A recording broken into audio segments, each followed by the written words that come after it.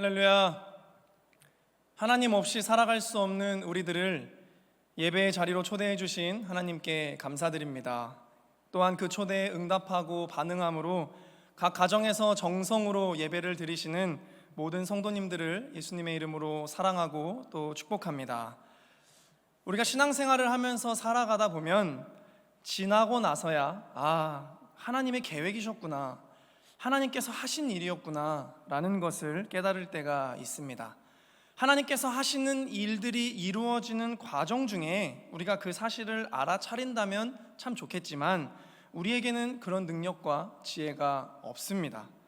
전도서 7장 14절 하반절에서는 하나님께서 사람이 그의 장래일을 능히 헤아려 알지 못하게 하셨느니라 라고 기록하고 있고, 야고보서 4장 14절 상반절에서는 내일 일을 너희가 알지 못하는도다 라고 말씀하고 있습니다. 이것을 우리는 하나님의 신비라고 할 수 있고, 한편으로는 그렇기 때문에 우리의 인생은 우리가 디자인할 수 있는 것이 아니라 하나님께서 디자인해 주시는 하나님의 디자인으로 이해할 수 있습니다. 디자인이라는 말은 목적을 조형적으로 실체화하는 것이라는 의미를 가지고 있는데, 그 어원이 지시하다, 표현하다, 성취하다라는 라틴어 데시그나레에서 시작되었다고 합니다. 이것을 하나님과 우리들의 관계에 적용해 본다면 하나님의 디자인이라고 하는 것은 하나님의 창조의 지시, 하나님의 일하심의 표현, 하나님의 계획의 성취라는 것으로 우리는 새롭게 해석해 볼 수 있습니다. 즉, 한 치 앞도 내다볼 수 없는 이 인간의 연약한 인생 가운데 하나님의 디자인, 하나님의 계획, 창조, 일하심이 역사하고 있다는 것입니다. 오늘 본문에서도 한 인간의 인생 가운데 그려진 하나님의 디자인의 모습을 발견할 수 있습니다. 오늘 본문의 이야기는 우리가 잘 알고 있는 사르밧 과부의 이야기입니다. 하나님께서 엘리야를 부르셔서 말씀하십니다. 9절 말씀에 시돈에 있는 사르밧으로 가라. 내가 그곳에 있는 한 과부에게 명하여 내게 먹을 것을 주도록 일러주었다 라고 말씀하십니다. 엘리야는 하나님의 말씀에 따라 사르밧으로 갔고, 아니나 다를까 사르밧 성문에 도착하자마자 한 과부가 나뭇가지를 줍는 것을 목격하고 하나님께서 말씀하신 과부가 저 과부구나 라는 것을 금방 알아차릴 수 있었습니다. 이 엘리야는 여인에게 다가가서 나에게 마실 물과 음식을 달라라고 요청합니다. 그런데 이 여인이 저에게는 당신께 드릴 양식이 없습니다. 저에게는 그저 밀가루 한 주먹과 기름 몇 방울 뿐입니다. 저와 제 아들은 그것으로 마지막 식사를 하고 죽으려고 합니다 라고 이야기합니다. 엘리야는 여인의 상황을 다 경청하고서도 그럼에도 불구하고 나에게 먼저 먹을 것을 주고 그 다음에 당신과 아들을 위해서 음식을 만드십시오. 하나님께서 이 시돈 땅의 극심한 가뭄이 끝나고 비가 내릴 때까지 당신의 집에 밀가루와 기름이 떨어지지 않게 하시겠다고 말씀하셨습니다 라는 이야기를 전합니다. 이에 여인은 마지막 남은 밀가루와 기름으로 엘리야를 대접했고, 엘리야의 말처럼 정말 밀가루통에 밀가루가 떨어지지 않고 기름병에 기름이 없어지지 않는 놀라운 구원의 사건을 경험하게 되었습니다. 이 이야기 안에 하나님의 어떤 디자인이 그려지고 있는지 함께 은혜를 나누고자 합니다. 그리고 여러분들의 삶에도 하나님의 디자인이 역사하고 있음을 깨달으심으로 하나님의 그 은혜를 기대하시는 여러분들이 되시기를 간절히 소망합니다. 우리의 삶을 디자인하시는 하나님의 관점에 대한 첫 번째 성찰은 모든 일은 하나님께서 시작하십니다. 우리가 신앙생활을 하면서 쉽게 범하는 오류 중에 하나는 바로 나의 믿음 때문에 하나님의 역사가 일어났다라고 하는 착각입니다. 내가 이 정도 순종했기 때문에, 내가 이 정도 신앙의 태도를 보였기 때문에, 그만한 자격을 갖추었기 때문에 축복을 받았다라고 생각하는 것입니다. 그래서 우리가 사르밧 과부의 이 이야기를 생각할 때에도 이 여인이 어려운 상황 가운데에서도 믿음으로 순종하였기 때문에 기적을 경험했다라고 생각합니다. 그러나 여러분, 정말 그렇습니까? 여러분들의 인생을 한번 되돌아보십시오. 여러분들의 인생 가운데 하나님께서 베풀어 주셨던 수많은 은혜와 기적들, 그리고 간증들, 그것은 여러분들의 그리고 저의 믿음 때문이었습니까? 우리가 하나님의 축복을 이렇게 넘치도록 받을 만한 그런 믿음의 자격을 소유한 사람들이었습니까? 물론 그렇게 생각할 수도 있겠지만 조금 더 본질적인 고민을 해봐야 합니다. 저희 집에는 아직 90일도 채 되지 않은 딸 아이가 있습니다. 제가 여기서 퀴즈를 내도록 하겠습니다. 이 아이는 우는 것과 웃는 것 중 무엇을 더 많이 할까요? 질문 자체에 헛웃음이 나옵니다. 이 아이가 웃는 경우는 가뭄에 콩나듯 웃지만 반면에 우는 경우는 눈을 깜빡일 때마다 우는 것 같은 느낌이 들 정도로 울음을 달고 살고 있습니다. 그래서 이 아이가 저에게 한 번 웃어주면 그 순간은 정말 하나님의 나라가 임하는 것 같은 그런 느낌을 경험합니다. 그런데 이 아이가 웃어주는 것 때문에 부모가 이 아이의 기저귀를 갈아주고 냄새나는 변을 닦아주고 밤새어가며 먹여주고 팔이 부러져라 안아주는 것이 아닙니다. 이 아이가 웃지 않아도, 이 아이가 부모를 위해서 아무것도 하지 않아도 부모는 이 아이의 모든 어려움의 상황 가운데 능력의 손을 뻗어서 은혜를 베풀어 줍니다. 나의 자녀라는 그것 하나만으로도 사랑하기 때문에. 요한일서 3장 1절은 이렇게 기록합니다. 보라, 아버지께서 어떠한 사랑을 우리에게 베푸사 하나님의 자녀라 일컬음을 받게 하셨는가? 우리가 그러하도다. 아멘. 오늘 사르밧 과부의 이야기를 유심히 한번 살펴보겠습니다. 이 모든 일이, 사르밧 과부에게 일어난 이 모든 일이 이 여인의 믿음으로부터 시작된 일입니까? 아닙니다. 본문 말씀 8절과 9절을 보시면 여호와의 말씀이 엘리야에게 임하여 이르시되 너는 일어나 시돈에 속한 사르밧으로 가서 거기 머물라. 내가 그곳 과부에게 명령하여 내게 음식을 주게 하였느니라 라고 기록합니다. 엘리야야, 사르밧으로 가서 과부를 만나라. 내가 그에게 음식을 주게 하였다. 하나님께서 이 일을 시작하셨습니다.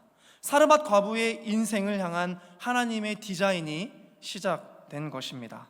그리고 하나님께서는 이 여인의 믿음을 단지 도구 삼으셔서 마침내 하나님의 일을 이루셨습니다. 완성하셨습니다. 빌립보서 1장 6절은 이렇게 기록합니다. 너희 안에서 착한 일을 시작하신 이가 그리스도 예수의 날까지 이루실 줄을 우리는 확신하노라. 아멘. 사랑하는 성도 여러분, 우리의 믿음이 하나님의 능력을 행할 수 있는 우리의 능력이라고 오해하지 마십시오. 우리의 믿음은 겨자씨보다 작지만 하나님께서 그저 우리를 사랑해 주셔서, 우리를 긍휼히 여겨 주셔서, 또 우리의 인생을 돌보아 주셔서 산을 옮길 만한 일들을 우리의 삶 가운데 은혜로 베풀어 주셨다라는 사실을 반드시 기억하시기 바랍니다.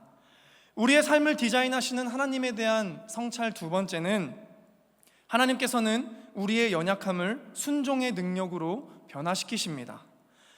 오늘 본문의 이야기를 잘 살펴보면 한편으론 엉뚱하면서도 흥미로운 부분들이 있습니다.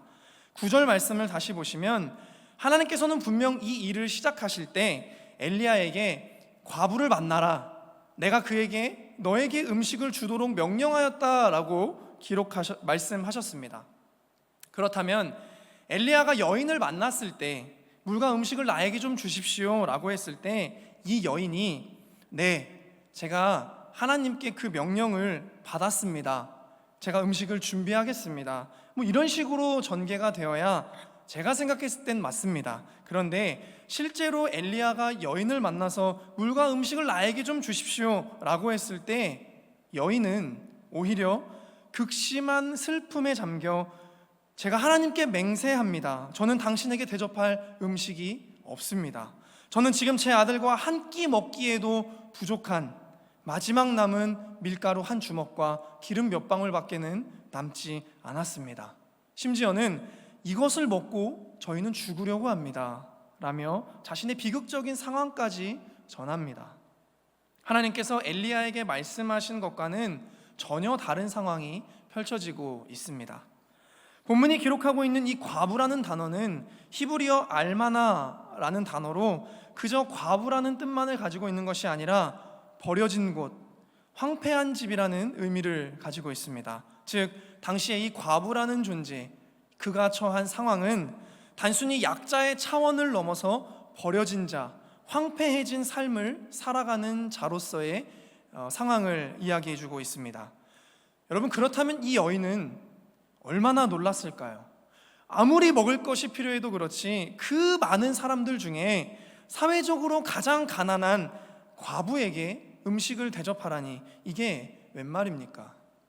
당시 사회가 과부에게 무언가를 지원한다거나 지금처럼 자유롭게 직장을 구할 수 있는 그런 사회가 아니었습니다. 아니, 이 여인은 자신의 이런 연약함, 자신의 치부, 자신의 이 비극적인 현실을 구구절절히 굳이 다 이야기해야 하는 이 상황이 얼마나 비참하게 느껴졌겠습니까? 여인은 엘리야의 요청을 거절합니다. 그러나 이때 엘리야가 이렇게 여인에게 이야기합니다. 본문 말씀 13절과 14절 말씀입니다. 우리 함께 합독하겠습니다. 시작. 엘리야가 그에게 이르되 두려워하지 말고 가서 내 말대로 하려니와 먼저 그것으로 나를 위하여 작은 떡 1개를 만들어 내게로 가져오고 그 후에 너와 내 아들을 위하여 만들라. 이스라엘의 하나님 여호와의 말씀이 나 여호와가 비를 지면에 내리는 날까지 그 통에 가루가 떨어지지 아니하고 그 병의 기름이 없어지지 아니하리라 하셨느니라. 아멘. 엘리야는 다시 한번 이 여인에게 음식을 요청하였습니다. 그리고 여인은 그제서야 엘리야의 말대로 먼저 음식을 대접하였습니다. 그리고 오늘 본문 16절에 여호와께서 엘리야를 통하여 하신 말씀같이 통의 가루가 떨어지지 아니하고 병의 기름이 없어지지 아니하니라. 아멘.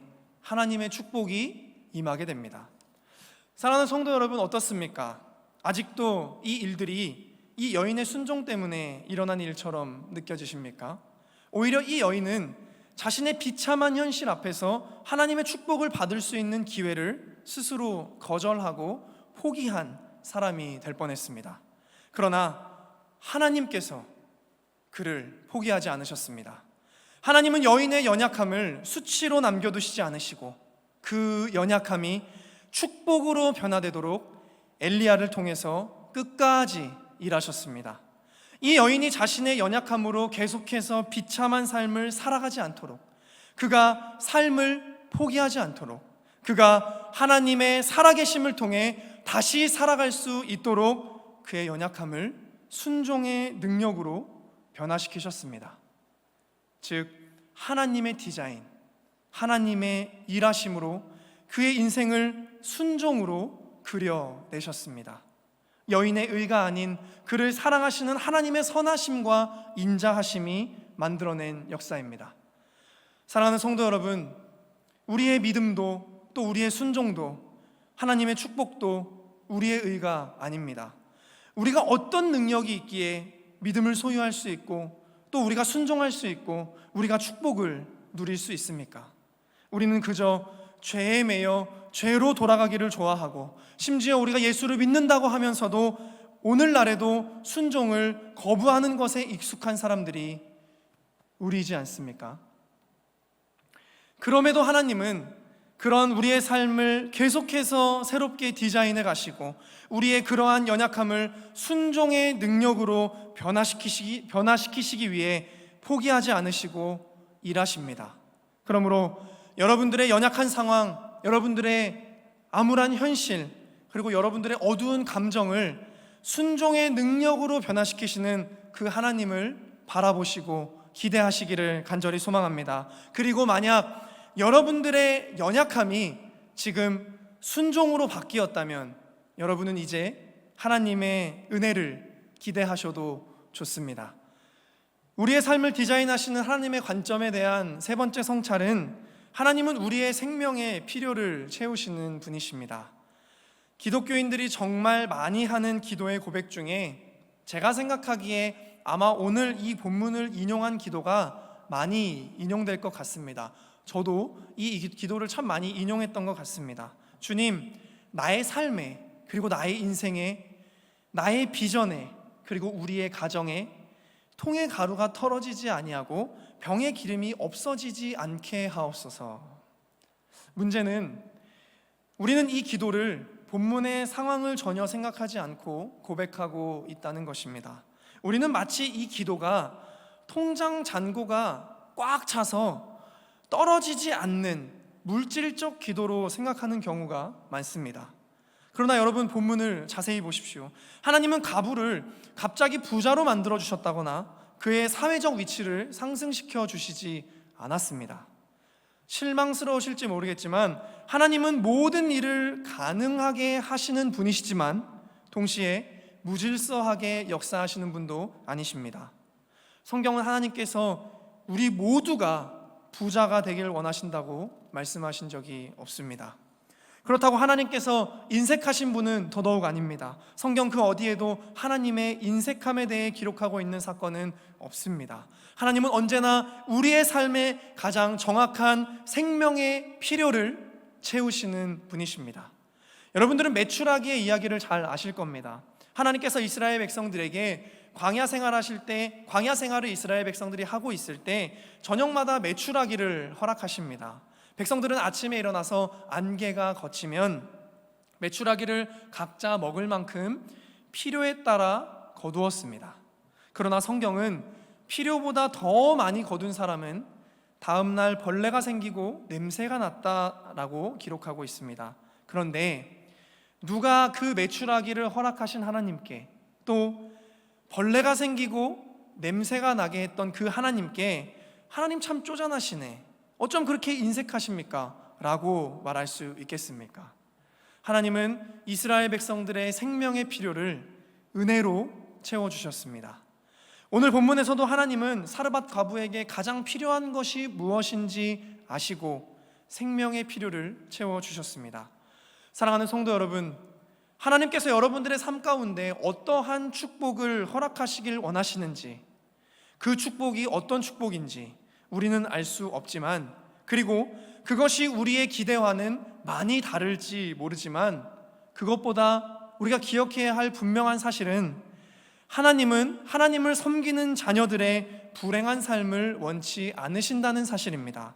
사르밧 과부와 아들의 죽음을 원치 않으셨고 그들의 수치를 원치 않으셨으며 그들의 비참한 눈물도 원치 않으셨습니다. 그래서 엘리야와의 만남을 디자인하시고 생명의 필요를 채워주셨습니다. 이와 마찬가지로 하나님께서는 저와 그리고 여러분들의 고통과 고난의 삶을 원치 않으십니다.